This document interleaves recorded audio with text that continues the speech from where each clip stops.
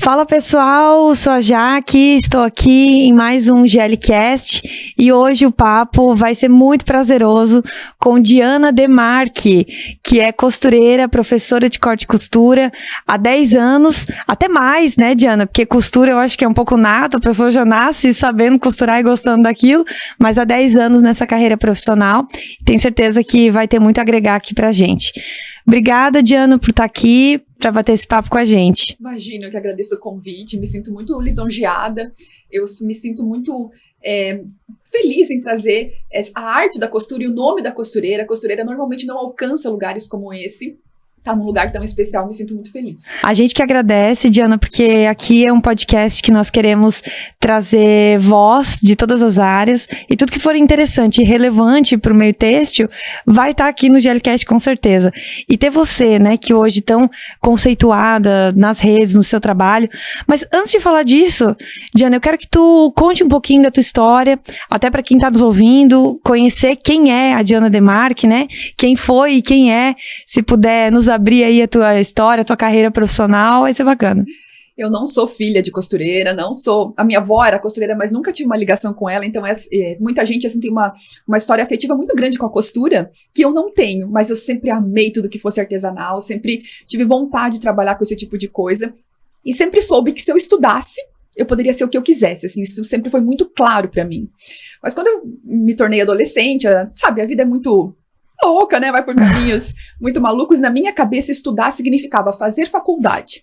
E quando chegou na hora de eu fazer faculdade, era impossível na realidade que eu vivia, assim, não tinha condições. Então eu pensei, pronto, acabou, não tenho mais o que fazer. Acabou meu sonho. Acabou, eu nunca mais vou poder sair daqui de onde estou, porque eu não vou conseguir estudar. Mal sabia eu, né, que estudar existe muitas formas diferentes. E aí, com 18 anos, já passei num concurso público, porque eu sempre gostei muito de estudar. E achei que aquilo era o que eu tinha pra minha vida e tava tudo certo, então minha vida estava desenhada. Eu era funcionária pública e tudo tava certo, só que muita ânsia de fazer coisas diferentes, de mudar, de empreender, assim, não, ao longo de muitos anos foi ótimo, foi maravilhoso, mas chegou um momento que isso me sufocava, a possibilidade de não poder fazer nada diferente, sempre todos os dias a mesma coisa, de uma forma que não, eu tinha um nível médio, um cargo médio, né, então não tinha pra onde crescer, não tinha o que fazer.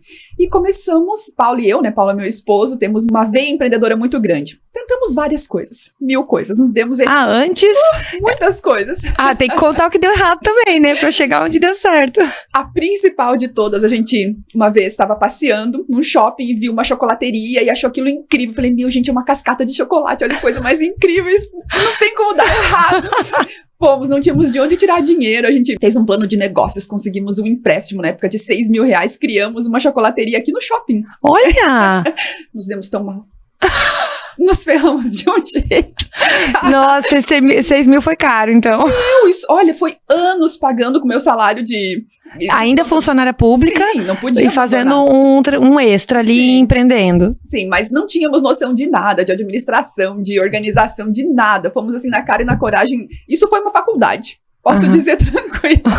Foi anos pra gente conseguir realmente se reerguer. E quando você tá muito na pior, né, quando você tá realmente precisando de grana, se você tem um lado empreendedor, é aí que você busca coisa de tudo que é... Aí que aflora. Meu senhor, então Paulo começou a desenvolver site e crescer muito, e aí a gente começou a criar, eu pensei, eu preciso trabalhar com a internet. Veio o Bernardo, meu primeiro filho, e eu queria muito trabalhar num emprego que eu pudesse ficar com ele mais, né, que eu ficava muitas horas com ele na creche. Era muito ruim, assim, isso me machucava demais. O Bernardo tem quantos anos hoje? 16 hoje. Então isso há 16 anos, tava nessa de ainda funcionária pública, mas eu preciso de alguma coisa pra poder ficar mais com o Bernardo e empreender junto. E aí criei um blog de maternidade, dividia muita coisa lá, sempre gostei de fotografia, de imagem, sempre tive uma visão em relação à internet muito positiva, assim, consegui enxergar as coisas. Mas não o suficiente, ele rendia uma coisinha ou outra, mas não o suficiente para que eu pudesse largar meu emprego público, né? Na época, eu não sei se você chegou a ver isso, mas tinha, assim, muito concurso cultural para ganhar prêmios, assim, de criatividade, de foto. Sim, demais. E muitas iniciativas também municipais, estaduais, né, para esses concursos, não era? Não, mas era coisa de promoção de empresas mesmo. Ganhar uma de empresa. Ganhar uma televisão, virei profissional. Ganhou muito. Muita coisa. Inclusive, a minha máquina de costura. Olha! Então foi por causa... eu usava a minha criatividade para isso. Então criava frases, criava fotos, muito de foto. Sempre que era de foto, eu sempre me dava muito bem. Ganhei um dinheiro. Ganhei muita coisa, ganhei viagem, ganhei muita coisa, mas eu ganhei dinheiro que permitiu que eu comprasse uma máquina fotográfica boa, que era o que eu queria. Ganhei o meu primeiro smartphone e ganhei a minha máquina de costura. Tudo numa época muito parecida. Isso tudo em programas de premiação. De premiação. Que eram premiados pela criatividade. Então não era sorte, não era um sorteio, né? Você participava, só que assim, conseguia entender, ler o regulamento, entender o que a empresa queria com aquela imagem, com aquela promoção, com aquilo. E ganhei muita coisa, mas ganhei o principal, que foi as ferramentas para que eu pudesse criar a escola de costurar. Então, quando eu comecei a costurar, aprender a costurar, eu dividia no meu blog de maternidade, e isso bombava.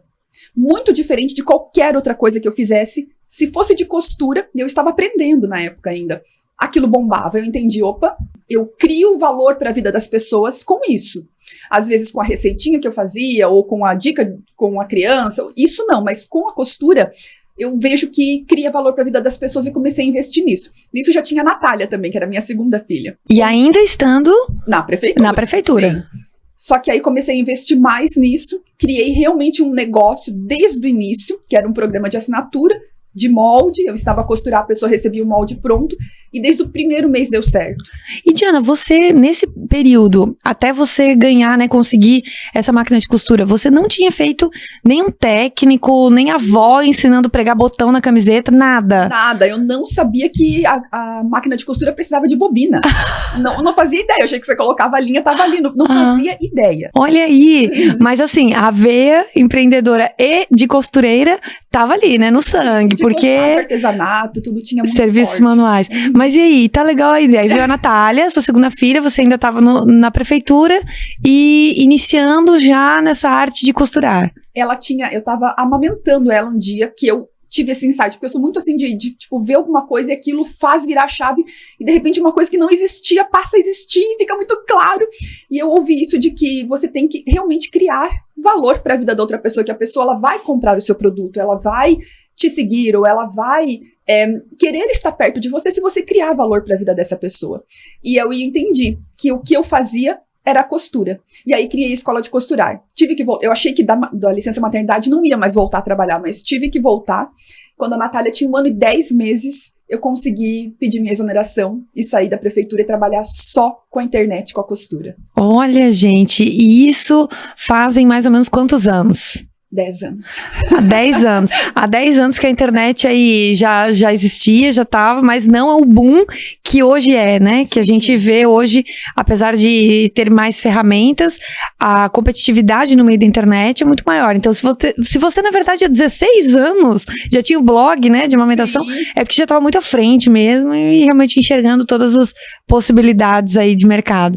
E aí, Diana, desse momento então, há 10 anos atrás, com a sua máquina de costura, já tinha uma assinatura para fornecer moldes com a escola de costurar. Mas depois vieram outros projetos aí. Hoje existe o Instituto Diana Demarque, né?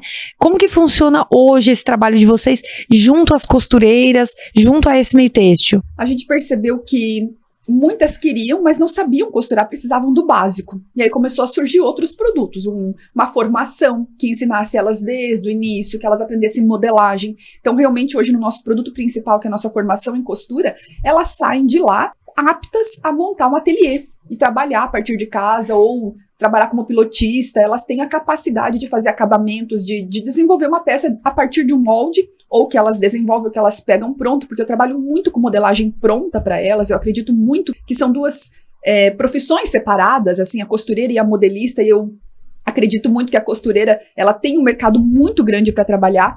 E a gente, ao longo desses anos, foi entendendo que quanto mais a gente promovesse elas, quanto mais a gente desse voz a essas costureiras, quanto mais elas fossem protagonistas de toda essa história, melhor seria para todo mundo. Então hoje nós somos uma comunidade onde eu estou à frente, eu que apareço, mas logo junto comigo existe milhares de mulheres que também estão crescendo, se desenvolvendo e mudando de vida com a costura. E Diana, como você aprendeu a costurar ao nível de hoje conseguir ensinar costureiras do zero, né, a costurar também até o acabamento. Tem um filme que eu assistia muito com o Bernardo, que era Robôs. Já assistiu? Desenho, né? Sim, sim. E tem uma frase do Grande Soldador que é muito forte, que ele falava nos comerciais e que o Rodney lá, que é o menino que cresceu, ouvia, que era: se você vê uma necessidade, atenda. Viu uma necessidade, por menor que seja, uma necessidade, atenda. E eu comecei a fazer isso a partir da necessidade que elas me traziam, eu aprendia para poder atender. Numa época, eu jamais conseguiria costurar uma roupa ao vivo, porque tudo eu precisava buscar nos livros, tentar desenvolver, criar uma solução. Muitas coisas eu criei ao longo do processo para que eu pudesse ensinar, porque eu nunca tive. Eu até fui na Zanella, eu tive 4 aulas na Zanella, que é uma loja que fica aqui, que me iluminou muita coisa, assim, mas a partir daí, eu tive que criar muitas soluções. Hoje, você pode trazer uma roupa aqui que eu costuro pra você, que eu sou uma costureira de mão cheia. Gente, autodidata total, né? Faz muito tempo eu fui professora sem ter essa grande habilidade, mas eu sempre fui atrás de tudo. As pessoas, elas precisam das coisas mastigadas. Se elas por si só fossem buscar, elas também iriam encontrar, mas receber mastigado é muito melhor, é muito mais fácil. No tempo de hoje, falta tempo para as pessoas. Então hoje, na verdade, é isso. Eu entrego tudo mastigado e elas me pagam por isso. A gente tem uma troca nesse sentido. E as costureiras que acompanham vocês hoje, seja por assinatura ou nas mídias sociais, que muito conteúdo, né, Diana? Eu te acompanho, vocês fornecem de forma gratuita o conteúdo, a própria revista, né, A Voz da Costura. E esse público que acompanha vocês é prioritariamente quem? São outras empresárias, autônomas, pessoas que às vezes são CLT em alguma indústria ou domésticas? Vocês conseguiram mapear esse perfil de costureiras? Existem duas grandes personas, assim, que são pessoas que querem empreender, muitas delas mulheres que trabalharam a vida inteira em outro negócio, muitas delas formadas, que estão perto da aposentadoria e buscam alguma coisa que tenha mais sentido, né? Então, assim, advogadas, dentistas, professoras, esse público é muito forte e daí um público que já está muito perto da aposentadoria. Existe um público que são pessoas que têm outras profissões e que querem costurar por hobby, então fazer a sua própria peça, gostam disso, até um cano de escape no dia a dia. E aquele prazer, talvez, de vestir algo que você fez, né? Isso tá muito em alta, assim, tá crescendo muito. E existe um público que é muito parecido comigo, que não pôde estudar quando era a hora certa, né? Quando chegou nessa fase, e que encontrou na costura uma parte técnica que pudesse também ser seu empreendimento, né? Crescer, mudar de vida ali com a costura. Ou mudar de área, ou até aumentar a renda, né? Aumentar a renda, muita gente. Pandemia, né? Trouxe muito isso. A costura de máscaras sustentou muitas casas. Assim, foi uma coisa muito grande. Enquanto a indústria parava, as pessoas cresceram demais a partir de dentro de casa, né? E, Diana, o que motivou? Foi realmente uma necessidade ou uma vontade de ficar mais com o Bernardo em casa? Ou teve alguma outra motivação que fez vocês irem crescendo e buscando e auxiliar outras costureiras? Eu acho que uma outra habilidade, assim, que eu julgo que eu tenho é de ouvir as pessoas, de observar as pessoas e ouvir o que elas querem.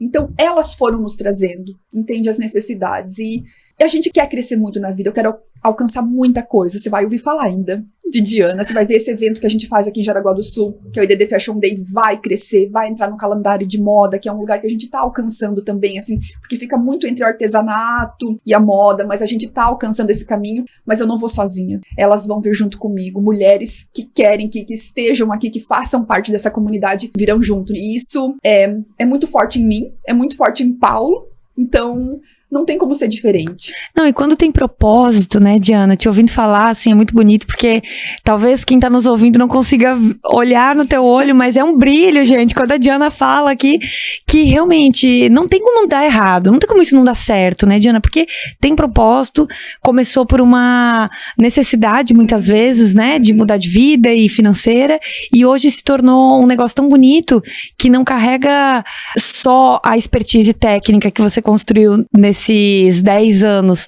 mas muito do propósito de levar todas as costureiras junto. E até uma curiosidade, a gente fala muito costureira, porque na nossa região, né, em Santa Catarina, muito costureira. Mas existem muitas regiões do Brasil com muitos costureiros, o que até para nós da GL, quando a gente expandiu, né, o escritório e fomos visitar outras áreas que a gente não era tão ativa, outros estados, a gente se deparou muito, Diana, com costureiros. Então a gente chegava em facções, sejam elas terceirizadas ou não, e com homens costurando. Talvez porque lá eram regiões que não tinha tanta indústria, com necessidade de mão de obra, né, de força. E aqui na nossa região tem essa divisão. Existem muitas indústrias que necessitam da mão de obra da força do homem e que pode ser que direcionam para essas vagas e acaba que ficam costureiras para fazer essa mão de obra de costura. Mas vocês têm notado hoje uma crescente em costureiros também nas pessoas que seguem vocês ou ainda não? É 2% do nosso público. O que, assim, falando em porcentagem, é pouco. 2%. Mas falando em números, são muitos homens. Muitos homens que se interessam, que gostam, que querem aprender ou que trabalham realmente já na indústria, né? Não, e a gente precisa também crescer essa vontade, seja pelos motivos pessoais de cada um.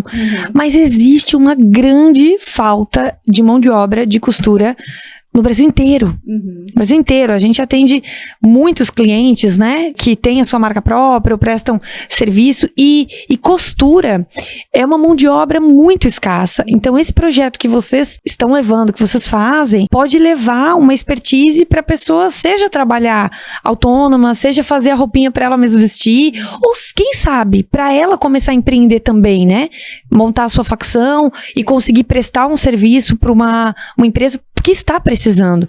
A gente percebe que hoje não é nem mais o salário.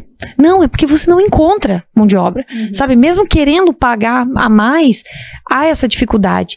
Vocês têm casos de seguidores e de parceiros, algum case de alguém que começou com vocês e depois transformou e montou o seu negócio para poder compartilhar aqui? Tem alguns, assim, tem uma pessoa que começou na pandemia, que chama Gilmara, deixa eu ver, acho que ela... Ó, aqui tem um menino, ó. Olha, é verdade, gente. Ele faz roupas infantis. Aqui, deixa eu só mostrar para quem está nos assistindo, essa é a Voz da Costura, né, Diana? É uma revista que vocês antes publicavam de forma física, mas hoje ela é online, né? Sim. Qual a periodicidade de divulgação? Ela é trimestral e o nosso objetivo é que ela seja uma forma de colocar nossos alunos ou as pessoas que costuram, as ideias que surgem a partir disso em evidência. Então a gente sempre traz alunos que tenham uma história legal para dividir. E essa que eu ia falar, a Gilmara. Essa aqui? A Gilmara, ela começou a costurar na pandemia também.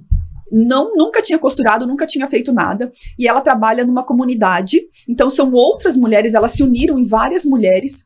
E hoje, elas costuram, estão faturando muito bem, criaram uma marca e elas só fazem roupa de chita. Olha! Então, elas desenvolveram uma técnica ali para maciar a chita e deixar ela um tecido mais confortável e um pouco mais valorizado. E elas só fazem roupas, assim, que elas chamam com brasilidade e tal.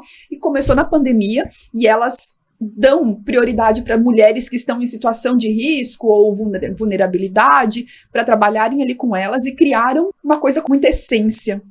Então, existem muitas histórias como essa, assim, que nasceram dentro das nossas formações. Gente, que lindo isso, Diana, e eu acredito que isso traga ainda mais gás para continuar todo esse projeto, né? E fala um pouco do evento de vocês, o IDD Fashion Week. É o IDEI. É um IDEI. Então vamos lá. O Week, quem sabe um dia. Quem sabe. O nosso objetivo também era trazer essas alunas para o palco, para a visibilidade, para os holofotes, né? Porque a costureira, ela é uma parte muito importante de toda a cadeia, né? Assim como todo mundo ali da criação, a produção, ela é muito importante. Inclusive, a gente também tem visto e ouvido de pessoas que têm essa dificuldade de encontrar mão de obra, mas elas não têm visibilidade. Eu mesma que trabalho, eu faço questão de dizer que eu sou costureira. Eu não falo que eu sou estilista, eu não falo nada. Eu sou costureira, porque eu quero muito que elas se sintam valorizadas. Eu não quero me distanciar disso.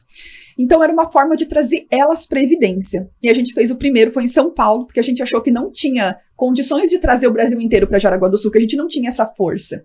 Então existe uma feira muito grande de artesanato que chama Mega Artesanal, que acontece sempre no final de julho em São Paulo, e a gente fez o nosso evento paralelo, porque aí elas já viriam, vem pessoas do Brasil inteiro, já viriam até ali e poderiam participar do nosso evento. E foi um sucesso incrível, assim, foi muito legal. Foram 5 mulheres que costuram de formas diferentes, com ideias diferentes, para públicos diferentes e de diferentes locais do Brasil. Uma delas foi a Gilmara, que trouxe essa marca que ela tem com essa comunidade, mas nós tivemos aluna que faz peça sob medida, tivemos aluna que faz figurino, tivemos aluna aqui do Rio de Janeiro, que é muitas peças, assim, felizes, dançantes, foi muito incrível. Estilo carioca de ser. E foi um evento que a gente conseguiu, porque a internet faz a gente ter uma escala muito grande, só que é difícil a gente alcançar essas pessoas para poder abraçar, para poder se conectar de uma forma diferencial, então a gente conseguiu trazer, e foi assim, foi indescritível esse dia. Então a gente não sabia se ia acontecer a edição 2 ou não. Isso foi em que ano? Isso foi em 2022. Em 22, o primeiro IDD Fashion Day. Uhum. E aí, mas só que é muito caro, é muito dispendioso, né? Uma sala aqui em Jaraguá do Sul é um valor, uma sala na Expo, não sei das quantas, em São Paulo, é outro valor. Tudo era absurdamente caro, a gente não ia ter condições de fazer uma segunda edição. Então a gente resolveu fazer aqui em Jaraguá e arriscar, para ver se essas pessoas viriam. E criamos o segundo IDD Fashion Day, e foi na SCAR, convidamos essas alunas de 5 lugares diferentes do Brasil, e convidamos, vendemos ingressos, e foi de novo, assim, deu certo. Um sucesso. As pessoas vieram, a gente criou, trouxe a ideia, e as pessoas compraram, vieram, foi incrível, e isso nos estimulou a decidir que vai ser sempre em Jaraguá, que esse evento um dia vai fazer parte do evento de moda nacional, espere para ver. Você vai dizer, eu vi a Diana falando isso. Eu vi, eu estive aqui, presente, peguei nela. E esse ano vai acontecer de novo, em outubro, vai vir de novo. Esse ano a curadoria de escolha das alunas para estarem no palco já não foi feita pela gente, porque a gente acaba... a gente tem pessoas que se destacam, que a gente acaba fazendo amizade, se envolvendo, tendo uma relação. É muito mais fácil a gente escolher essas pessoas que já estão ali em evidência para virem para o palco. Então, dessa vez, a gente quis ser mais... ficar longe disso para que a escolha fosse mais imparcial. Então, as pessoas mandaram as peças, a história delas, porque a história é uma coisa muito importante, a ideia de negócio delas. E nós tínhamos uma banca de 5 pessoas que escolheram as 5 pessoas que vão desfilar no palco em outubro. Nesse evento em outubro. Que legal. E aí, as pessoas que vêm para visitar esse evento também vêm de várias áreas do Brasil. Vários lugares, do Acre, da Bahia, de Goiânia, vem de gente de tudo que é lugar. É muito incrível. Não existe distância para evento bom, né? Então, eu acho que é aquilo que você falou muito no começo também. Quando você entrega valor e a pessoa do outro lado enxerga esse valor que está sendo muito positivo, não existe distância. Existem algumas intempéries no caminho, mas o que é longe, né? A gente falou a mesma coisa, o que é caro, o que é ruim, é muito relativo. Então, o que é longe? Longe pode ser até que a pessoa perceba o valor que ela vai ter lá em Jaraguá do Sul, para quem vem do Acre, né? Do outro lado do país, para o seu evento. Mas que bacana, Diana. Então vocês vão manter esse evento anual e tem que divulgar aqui pra gente, né? Quando tiver a data certinho, a gente divulga, porque esses movimentos têxteis a gente precisa estar fomentando. Até porque você comentou de algumas mulheres, algumas pessoas que seguem vocês, que já estão ali aposentadas ou perto da aposentadoria e resolvem fazer um outro negócio, aprender a costurar. Tive uma imersão do Ferreirinha, algumas semanas atrás, e ele falou muito disso e deu assim um tapa na nossa cara e nos acordou. Porque quando nós éramos mais jovens, nossa, uma pessoa com 40 anos, 50 anos, já estava quase no fim da vida, né? Iria viver mais 10, 20 anos e pronto. Hoje não. Hoje existem pessoas aqui com a gente que vão viver tranquilamente até 120 anos. A medicina está muito mais avançada, a nossa expertise de vida também é outra. Então, essas pessoas que estão aposentadas agora e buscando hoje aprender algo, talvez elas já entenderam que elas vão viver muito mais. Porque, gente, muitas pessoas aí se aposentaram com menos de 50 anos. E então essas pessoas têm muito gás ainda e muito que elas podem fazer, e vocês, né, muito bem estão dando oportunidade para essas pessoas aí entrarem num novo negócio, né, Diana? E mesmo que fosse só 10 anos, como serão esses 10 anos? Né, de que forma?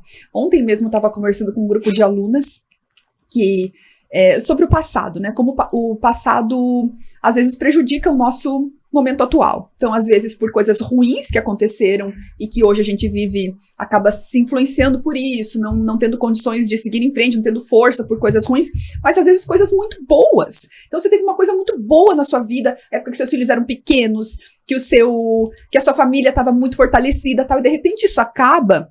Muita gente sofre hoje por falta de uma coisa muito boa. Só que a gente tem condições de criar coisas boas hoje, de criar oportunidades hoje, de aprender coisa nova, mudar, se refazer, se fortalecer, encontrar novas comunidades, se desenvolver hoje. 10 anos, 20 anos, 30 anos, não sabemos, mas que sejam maravilhosos, né? Que inicie hoje uma nova página da vida, né? E bacana que vocês estão proporcionando isso para todas essas pessoas, né? Mulheres e homens aqui. Jefferson Ferraz, que tá aqui na capa da revista. Muito, muito interessante, Diana, todo esse trabalho que vocês fazem, a gente já acompanha nas redes. Pessoas boas e trabalhos bons precisam ser divulgados e chegar a níveis estratosféricos, como é esse projeto de vocês. E quais são os novos projetos aí, Diana? Tem como abrir pra gente algo que vocês estejam pensando que ainda não está tão palpável? Nós temos muita vontade de abrir um lugar físico, que a gente possa receber as pessoas, que a gente possa ter imersões com essas alunas, trazer elas para cá, que a gente possa dar acesso a pessoas que talvez tenham dificuldade com o online. É um lugar físico. Perdão, hoje 100% online. 100% de pijama de dentro da minha casa.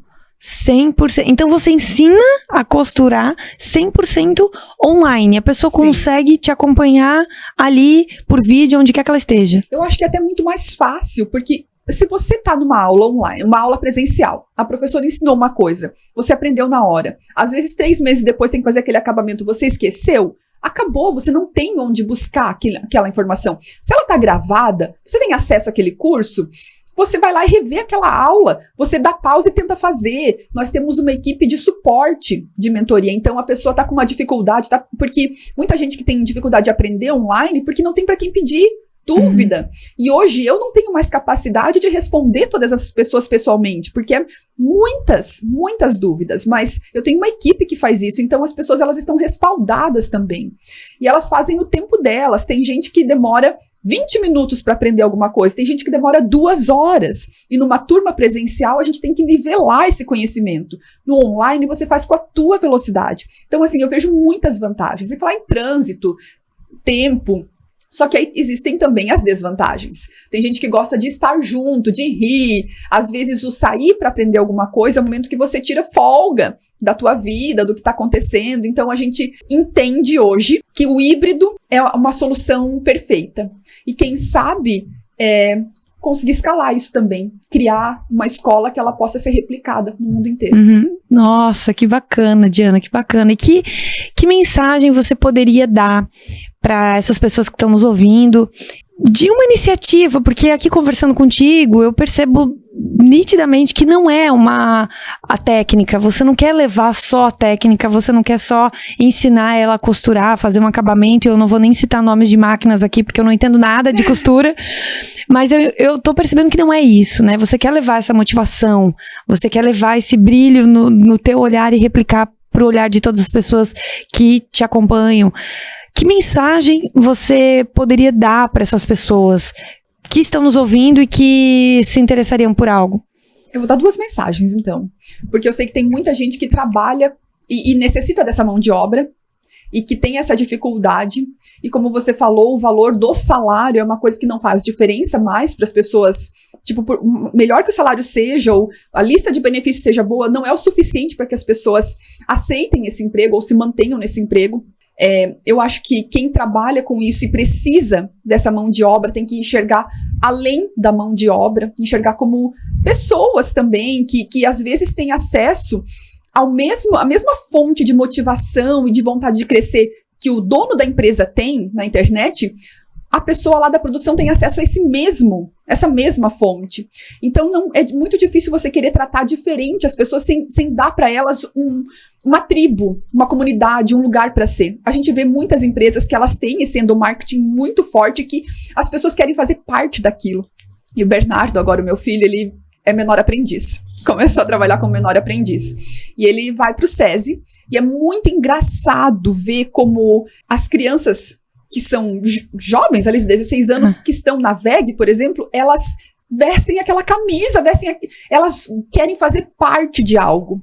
Então, eu acho que hoje, se eu tivesse uma empresa, eu não tenho. Eu não sei quais são essas dificuldades. E nunca trabalhou em uma também na costura, né? Nunca. Mas eu tenho conversado muito, a gente tem adentrado um pouco nesse mundo industrial, então eu tenho conversado tanto com quem é dono, quem tem a dificuldade, como com quem está lá do outro lado e é a mão de obra. Fico num meio termo, consigo enxergar os dois lados. Eu acho que se hoje eu tivesse uma empresa e eu precisasse de mão de obra, a minha preocupação que eu teria com a venda, com o representante, ou com a criação, tudo é importante. Eu teria essa mesma preocupação com a produção, com o cuidado com essas pessoas, com o fazer elas se sentirem parte de algo. Porque uma vez que você cria uma comunidade, uma vez que as pessoas se sentem orgulhosas e felizes de fazer parte de algo, tudo muda. É aí que você faz a venda, se você faz venda direto, e é aí que você tem pessoas ao teu lado. Então esse seria meu recado para quem busca mão de obra. E deixa eu fazer até um adendo aqui, Diana. É muito legal que você trouxe, porque a gente conversa isso no dia a dia com amigos e clientes, e é bem isso, sabe? Fazer parte de algo. Até o Caetano fala, por que o beach tênis deu certo? Não é porque a pessoa gosta de pegar uma raquete e bater na bolinha, é porque aquilo se tornou uma comunidade do beach tênis, né? É porque que a Harley Davidson faz tanto sucesso. Talvez não são todos apaixonados por moto, mas é porque você tem uma comunidade ali. Você usa o adesivo da Harley Davidson, você usa, né, o capacete, a jaqueta, tudo com aquela logo, porque você quer fazer parte desse time, né? Isso é muito legal, porque a gente vê em grandes marcas, em outras grandes situações que estão ao nosso redor e a gente não percebe. Então, por que não tornar a costura dentro de uma empresa ou a sua produção, né, seja ela do segmento que for, uma comunidade também? E aí, eu estive há poucos dias, eu tive numa imersão aqui, que foi muito incrível, eu tive a oportunidade de conversar com várias pessoas, assim, e conversando sobre essa dificuldade de um dono de uma empresa de ter a mão de obra. E ele falou isso, o salário é bom, a lista de benefícios é maior que uma folha, mas você acredita que a pilotista, ela exigiu que ela só vinha trabalhar se tivesse ar-condicionado? Era uma exigência dela. Eu falei, nossa, fiquei na minha, mas quem hoje, no mundo onde é 45 graus a sensação térmica aqui no verão, quem vai querer se submeter? Sendo que existe outra. Ele falou, as pessoas preferem trabalhar no shopping. Ganhando menos, muitas vezes, financeiramente, né? Falou, elas preferem isso do que trabalhar na produção. Eu não entendo. Mas como é que você não entende? Porque pessoas são pessoas. Você ter um filho doente sendo chefe, ou você ter um filho doente sendo empregado, sendo da produção, o sentimento é o mesmo, a gente sente e a gente tem acesso às mesmas fontes de que você pode crescer, que você pode se desenvolver, que você pode criar coisas novas. Então, como é que a gente quer hoje que as pessoas se mantenham dentro desse emprego, como era nos anos 80, 90, se tudo mudou? Até a condição climática mudou. Tudo é surreal. Eu, olhando assim, mais uma vez, às vezes eu vejo os pais dos coleguinhas resolvendo as coisas do futebol, sabe? Que tipo, acontece futebol no dia seguinte, mas ele devia ter feito isso e aquilo, pessoa. Às vezes eu sou talvez essa pessoa. Não entendo nada, mas tô ali resolvendo as situações. Mas eu acho que se as pessoas forem olhadas como pessoas, tudo muda. Quem sabe a falta de mão de obra no mercado não esteja um pouquinho por conta disso também, né? Sim, eu Vamos sei. tacar ar-condicionado aí nessas empresas. O ar-condicionado é um exemplo, claro. Mas é o fato de que, naquele mesmo dia, na hora do almoço, a moça que estava servindo as mesas, ela estava bem vestida, ela estava cheirosa, ela estava num ambiente com ar-condicionado. Talvez ela estivesse ganhando menos que uma costureira. Mas eu falei pro Paulo, 1000 vezes que eu queria estar aqui servindo essas mesas ou num ambiente onde, sei lá, não tivesse ar-condicionado. Não, exato, Diana. E assim, o que deu certo até os anos 80, Sim, 90, não é o que vai manter por mais 20, 30 anos. E as empresas existem para se perpetuar, né? Para dar para o seu sucessor ou vendê-la, não sei. Mas as empresas, elas não nascem para deixar de existir. Só que muitas vezes, estando dentro, a rotina engole tanto que as pessoas não percebem que o mercado mudou, que as condições de trabalho precisam ser ajustadas, não só salário e benefício, mas também as condições, e que as pessoas mudaram. Porque, como você mesmo falou, o acesso à informação hoje é diferente. Então, essas pessoas estão buscando algo diferente e preferem pertencer, ter esse senso de pertencimento a algum lugar ou empresa, do que trabalhar apenas por dinheiro. Porque senão 20 centavos a mais troca de Exato. preço. E também não é o que as empresas querem, né? Que outra venha ofereça um salário maior e a pessoa vá. Então, é muito bacana isso que você trouxe para quem está nos ouvindo, porque a gente precisa falar do bom e precisa falar do que talvez não está tão bom, né? E que pode dar um insight aí a alguns donos de empresa que nos ouvem para olhar para essa classe e quem sabe resolva um grande problema dele, da falta de mão de obra. Se eu pudesse falar para as costureiras que estão nos ouvindo, para as pessoas que gostam de costurar, seja para pensar no empreendimento, em criar suas peças, desenvolver talvez a sua marca, criar sua confecção, ou mesmo para costurar um vestidinho para você ir para a praia e se sentir maravilhosa, aquele acabamento interno que não é perfeito, mas que você sente, fui eu que fiz, me siga, porque você vai aprender muita coisa nova. E vai mesmo, gente. Eu que não sei costurar, já aprendo muito com a Diana lá. Diana, muito obrigada pelo teu tempo aqui, por estar passando toda essa tua história pra gente. Parabéns pelo trabalho de vocês, né? Seu e do Paulo, e eu sei que tem uma equipe por trás também, então parabéns a toda a equipe. O que vocês fazem realmente está mudando a vida de muitas pessoas. Espero que mude vidas ainda mais e que consigam, né, conquistar o que vocês estão almejando. Contem com a gente sempre. Esse microfone vai estar sempre aberto aqui pra gente bater papo e discutir sobre as novidades. E eu tenho mais uma última pergunta aqui e vou deixar o microfone aberto, porque eu quero saber o que move a Diana hoje. Primeiro, muito obrigada por essa abertura.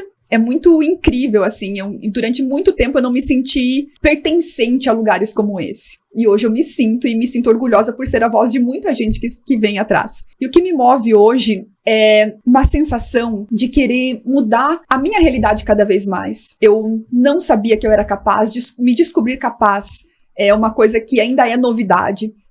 Vivenciar coisas que eram completamente fora de possibilidade da realidade. Vivenciar isso hoje é incrível, e se eu cada vez alcançar mais, eu consigo mostrar para outras pessoas que acham que isso é impossível, de que é sim possível. Desde que você tenha constância, desde que você seja uma pessoa correta, desde que você escolha os caminhos do bem, desde que você observe o que está acontecendo ao teu redor, nada te para. Legal, Diana. Muito obrigada de novo e agradeço a todos aí do teu time, viu? Muito obrigada. E obrigada a todos que estão nos ouvindo aqui. Espero que tenham gostado desse bate-papo aqui com a Diana. Se quiserem segui-la, Diana Demarque Oficial no Instagram, ou Diana Demarque Costura, se for procurar aí no Google, você cai em tudo que é lugar. gente, sigam que tem muito conteúdo rico lá e vamos aprender junto com a Diana. Daqui a pouco tá todo mundo costurando aí seu vestidinho pra sair. Obrigada, viu, Diana? Obrigada a todo mundo, pessoal. Tchau, tchau.